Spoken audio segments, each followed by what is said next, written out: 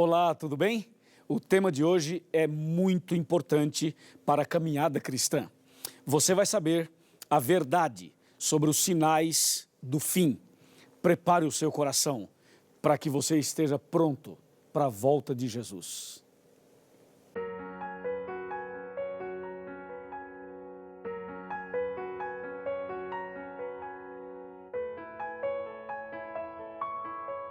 Contrações em intervalos regulares e cada vez menores, além de serem mais longas e intensas. Dor constante na parte inferior das costas. Surgimento de uma pequena mancha de sangue. Rompimento da bolsa de líquido amniótico. Esses são sinais que, juntos, indicam que uma gestante está entrando em trabalho de parto. Sinais que ajudam a prever um momento importante. Sinais que auxiliam a identificar o momento mais esperado.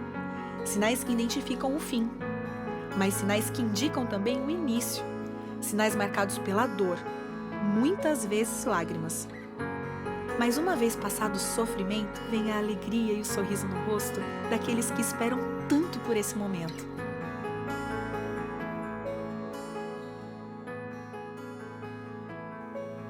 E aí, tá pronto? Ok, eu também estou pronto, Bíblia aberta. Você já pegou sua Bíblia, pegou uma caneta, pegou um papel, um caderno, alguma coisa? Veja só o que diz Amós 3, verso 7. A palavra de Deus diz exatamente assim: certamente o Senhor Deus não fará coisa alguma sem primeiro revelar o seu segredo aos seus servos, os profetas.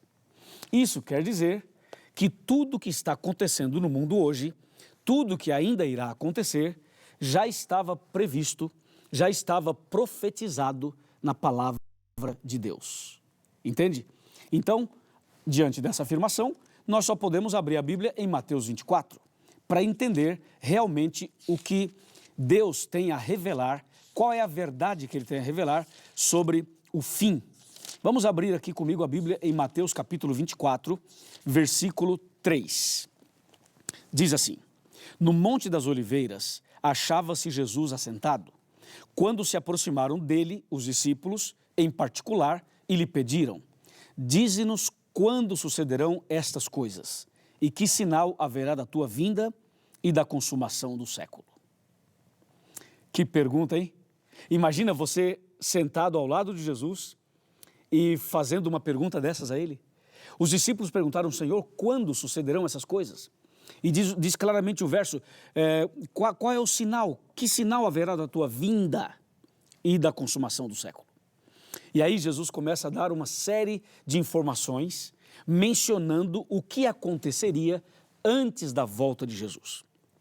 Só que esse verso tem dois detalhes importantes. O primeiro é quando os discípulos perguntam assim: Senhor, quando sucederão estas coisas? Essa é a primeira pergunta. A segunda foi: que sinal haverá? Então, primeira, quando, e depois, que sinal haverá? Para responder a primeira pergunta, quando, eu convido você a abrir a Bíblia comigo em Mateus capítulo 24, verso 36. Olha que interessantíssimo. Mas a respeito daquele dia e hora, ninguém sabe, nem os anjos dos céus, nem o Filho, senão o Pai. Então, para responder a primeira pergunta, quando, Jesus disse: ninguém sabe. Agora escuta, ninguém sabe. Deu para você entender? Teve pessoas que já marcaram datas.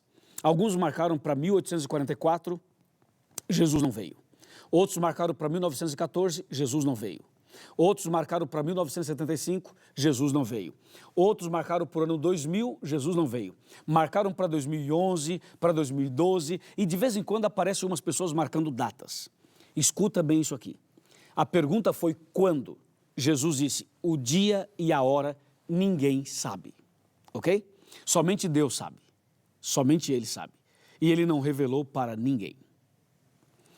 Agora vem a segunda pergunta. A segunda foi a seguinte: que sinal haverá? Aí sim, aí vem um detalhe que tem a ver conosco. Que sinal haverá da tua vinda? Então Jesus agora começa a dar o sinal, e para responder que sinal é esse, Jesus menciona vários acontecimentos. Aqui em Mateus capítulo 24. Eu gostaria de ler para você alguns deles. Mateus 24, voltemos para Mateus 24, e agora nós queremos ler o versículo 4. Presta bem atenção. E Jesus, ou seja, ele lhes respondeu: vede que ninguém vos engane. Olha que advertência sábia de Jesus. Jesus disse: cuidado, hein, para ninguém vos enganar.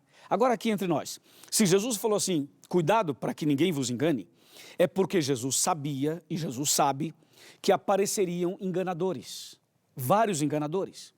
E por isso Jesus fala no verso 4, tome cuidado para que ninguém vos engane. E aí o verso 5 ele fala assim, porque muitos, ouvirão muitos em meu nome, dizendo, eu sou o Cristo, e enganarão a muitos. Então Jesus já começa a dar exatamente a resposta para a segunda pergunta. Que sinal haverá? Então, primeiro detalhe, cuidado para ninguém vos enganar. Isso quer dizer, vai aparecer um, vai aparecer outro, aparecerão várias pessoas tentando enganar. E Jesus diz no verso 5, claramente no verso 5, vão aparecer muitos em meu nome dizendo, eu sou o Cristo, e enganarão a muitos. Bem, os textos continuam, e as revelações continuam, e a verdade sobre os sinais do fim continuam aqui em Mateus capítulo 24. Eu quero mencionar para você agora, por exemplo, o que diz o versículo 6. Olha o versículo 6. Certamente ouvireis falar de guerras e rumores de guerras. A Bíblia diz, não vos assusteis, porque é necessário assim acontecer, mas ainda não é o fim. Percebeu? Ele fala de guerras e rumores de guerras. Olha o verso 7.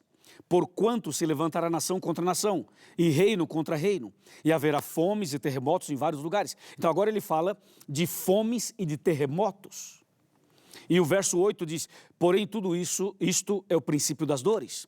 E o verso 9 ele fala, vai aparecer tribulações, perseguições, ódio, e o capítulo 24 continua. Ou seja, hoje quando você olha no mundo físico, no mundo social e no mundo espiritual, você percebe claramente essas palavras, estas profecias, estas citações se cumprindo. Porque tudo isso faz parte do sinal que Jesus deixou, indicando a breve volta dele. Bom, o dia da volta de Jesus ninguém sabe, mas quando você vê guerras, rumores de guerras, terremotos, fome, quando você vê pessoas mas, quando você vê corrupção, quando você vê inundações, quando você vê vulcões em erupção, quando você vê tsunamis, quando você vê todas estas tragédias acontecendo no mundo, significa que esse mundo não tem solução do ponto de vista humano, que os homens, os políticos, os presidentes, os governadores, os prefeitos, estas pessoas, por mais bem intencionadas que sejam, elas não conseguem resolver os problemas do mundo, porque esses problemas estão dizendo o seguinte, o mundo só tem um jeito, uma solução. E a única solução, o único jeito é a volta de Jesus. Jesus vai voltar para colocar um ponto final na maldade deste mundo, no pecado. Ele vai acabar com o mal, acabar com o pecado e vai estabelecer definitivamente um novo céu e uma nova terra. Louvado seja Deus. Amém? Bom, a Bíblia quando menciona os sinais do fim, a Bíblia também fala de outros detalhes, além desses que eu mencionei. Por exemplo, vamos abrir a Bíblia agora em Timóteo. Vamos abrir a Bíblia Sagrada no livro de Timóteo. E nós vamos para a segunda carta que Paulo escreveu a Timóteo, capítulo 3. Presta atenção, capítulo 3, verso 1. Sabe, porém, isto, que nos últimos dias sobrevirão tempos difíceis. Tempos difíceis? Me diz aí, estamos ou não estamos vivendo tempos difíceis? Isso quer dizer que nós estamos nos últimos dias. Tempos difíceis no trabalho, na família, nas relações, tempos difíceis na economia, tempos difíceis em todos os setores da sociedade. Olha o verso 2. Pois os homens serão egoístas. Vai vendo a lista. Egoístas, avarentos, jactanciosos, arrogantes, blasfemadores, desobedientes aos pais, ingratos e irreverentes. Verso 3, desafeiçoados, implacáveis, caluniadores, sem domínio de si, cruéis, inimigos do bem. Olha o verso 4, traidores, atrevidos, enfatuados, mais amigos dos prazeres que amigos de Deus. Olha o verso 5, tendo forma de piedade, negando-lhe, entretanto, o poder. E o verso termina dizendo, foge também destes. Ou seja, Todas essas coisas que eu li agora em Timóteo, aquelas que eu li em Mateus 24, estão dizendo algo para você, não estão? Ou seja, o que você olha hoje no cenário mundial, isso diz alguma coisa para você, não diz? Imagina você, um pai que prende a filha por 17 anos como uma escrava. Esse pai abusa da filha, tem filhos com a filha e a mantém como sendo uma escrava dos seus caprichos. Eu estou falando de um pai. Não é horrível isso? E o que dizer das tantas tentativas de suicídio? O que dizer, por exemplo, de pessoas que todos os dias praticam suicídio? O que dizer das enfermidades terríveis? A depressão, por exemplo, o vírus Ebola e também a própria AIDS, e o câncer, e a diabetes, e o problema de hipertensão. O que dizer desses problemas todos que fazem os hospitais ficarem lotados? E o que dizer das cadeias que estão superlotadas? Os crimes estão mais bárbaros. Antigamente as pessoas matavam as outras, claro, mas hoje eles não apenas se contentam em matar, eles querem trucidar, ou seja, é uma morte cruel. A pessoa está como um sangue frio, as pessoas não têm sentimento, não têm compaixão, não se arrepende. Quantos casos a gente está vendo diante dos nossos olhos, nas televisões, na internet e nas redes sociais?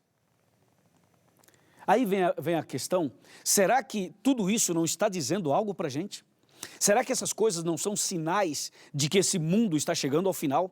Será que tudo isso não está avisando algo para você, meu amigo? Então, por que será que as pessoas estão ainda vivendo uma vida sem compromisso com Deus? Por que será que as pessoas ainda continuam participando de situações e de programas que nada tem a ver com a salvação delas? Eu quero dar os parabéns para você, porque você está aqui com a Bíblia na mão, estudando comigo a palavra de Deus. Agora eu quero convidá-lo a sentar para aquela nossa conversa importante de coração para coração. Bem, já estou aqui na minha sala, sentado aqui. Na verdade, não é minha sala, é a nossa sala.